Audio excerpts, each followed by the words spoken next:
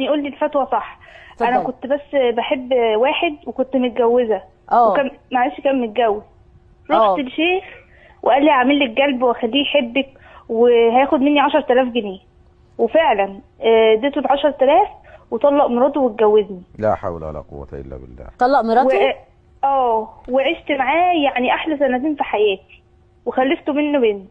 وبعدين معاملته اتغيرت معايا وسابني ورجع لمراته الاولانيه.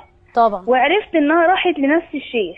لا مراته ولما الاولانيه، استني، مراته الاولانيه راحت لنفس الشيخ اللي انت رحتي له، اه اللي انتوا معتقدين اللي هو اللي عمل الليله دي. كملي يا حبيبتي اتفضلي.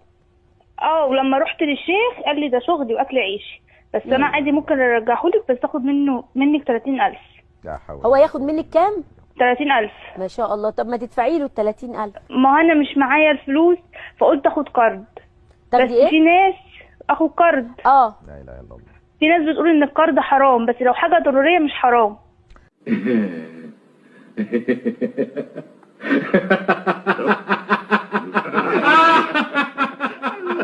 لا